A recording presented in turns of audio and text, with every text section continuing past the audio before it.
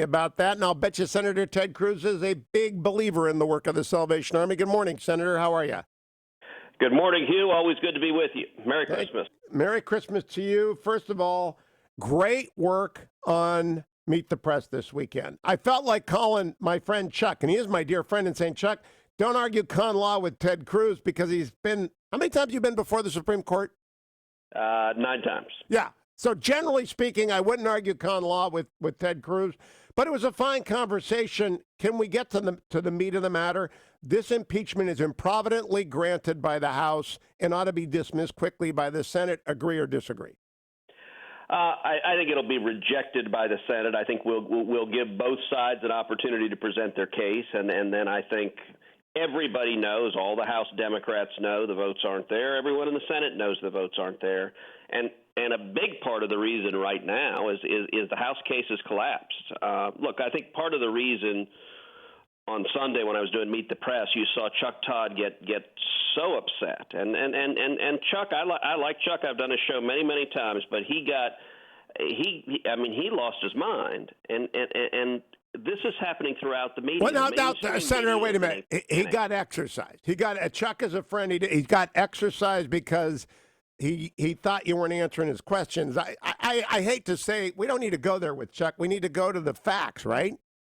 See, but I want to make a broader point about what the media is doing as a whole. The media is in a panic because everything they promised the American people, everything the Democrats promised the American people about impeachment hasn't come out.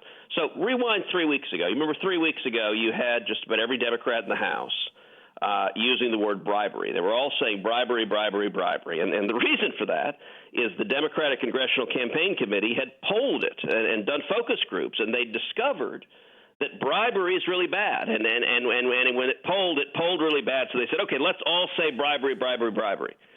Here's the problem. When the actual evidence was listened to, the testimony was listened to, there wasn't a case of bribery. They couldn't prove bribery. That's not what the evidence proved. And so they ended up going from screaming bribery to this weekend. The House Democrats put out a 55-page memo in which they made their argument that high crimes and misdemeanors requires no criminal conduct whatsoever, no criminal law violated, not even a civil law violated. You don't have to break any law at all, that essentially impeachment is whatever they want. And if you look at the articles of impeachment they filed yesterday, they don't allege any criminal conduct, even a single law. They don't even allege that the president got a speeding ticket. This is, at the end of the day, about a partisan political disagreement. They hate Donald Trump, and they are impeaching him for political disagreements, and that's an abuse of the Constitution. That's not. The Constitution provides impeachment is available for treason, bribery, or other high crimes and misdemeanors. And as you know, the word other there means quite a bit. It means that impeachment and treason and bribery are both high crimes and misdemeanors, and basic canon of construction of law is that the three are interpreted to be of the same sort. That high crimes or misdemeanors has long been understood. It was a term of art the framers used from English common law to be largely coterminous with serious felonies. It's not political disagreements, which is sadly all the House are left with.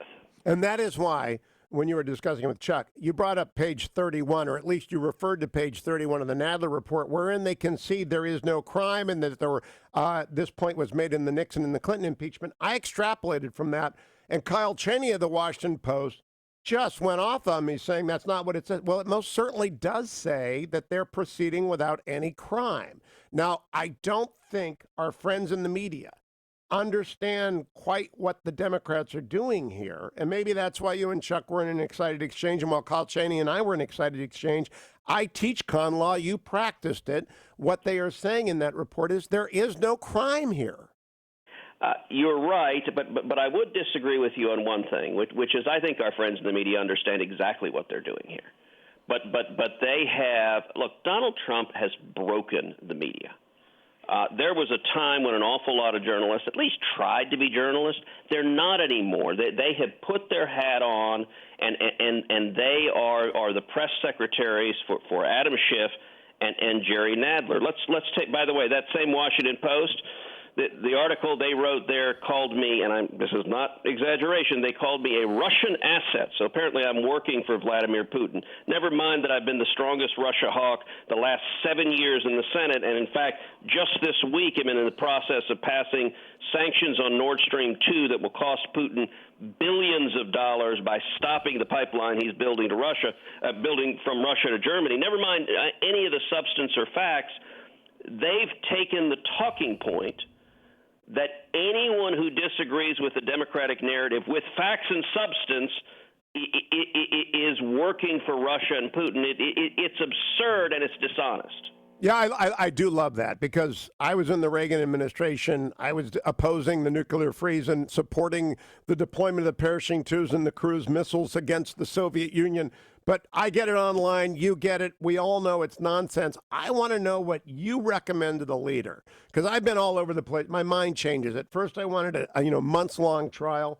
Then I wanted it to be dismissed before you even sat down at your desks. Now I am being persuaded that you listen to the House managers. The president hires a great lawyer who makes a Paul Clement or somebody like that, comes in and summarizes why there's no there, and then you vote. Where's Ted Cruz? So I think it's going to be somewhere in between there. I think what is likely to happen, assuming the House votes out articles of impeachment next week, is we will have a Senate that will commence a Senate trial that will commence in early January. I think the trial is likely to last anywhere from 2 to 6 weeks. The Clinton impeachment trial was 6 weeks long. I think it'll begin, as you suggested. The House managers will present their case. That'll be something like an opening argument to a jury, but laying out what they believe their evidence is, making their legal arguments. You will then see the president, the White House counsel and defense team present the president's case.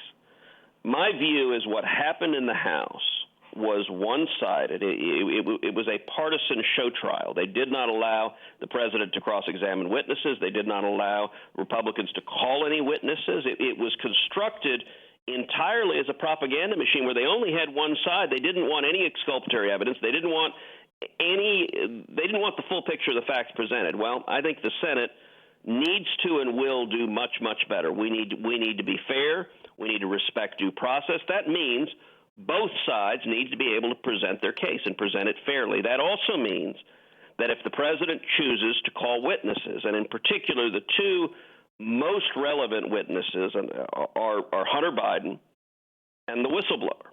And both of those, I believe, are critical fact witnesses to the central defense of the president. What the Democrats are claiming is that when the president asked Zelensky in Ukraine to investigate corruption, that was, as they're calling it, abuse of power.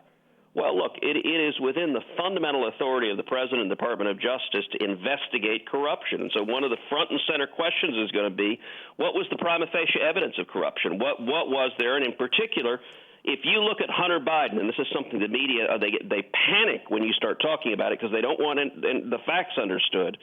Hunter Biden, the son of the vice president, was being paid $83,000 a month, $1 million a year, to serve on the board of the biggest natural gas company in Ukraine. And you compare that. Look, I mean, I live in Houston. I grew up in Houston. I know lots of people who are on the boards of natural gas companies. You know what they tend to be? They tend to be geologists, geophysicists. They tend to know something about drilling and producing natural gas. Hunter Biden doesn't have any of that background. Hunter Biden's background is real simple. His daddy was know that. I regret that. But, Senator, I think if you end up calling witnesses, I have been persuaded that for every witness the Republicans call, there's going to be a witness called by the Democrats, and they're going to try and violate executive privilege with John Bolton. They're going to try and get the Secretary of State on that trial. I just see bad things happening if you go down the witness route. 30 seconds to you.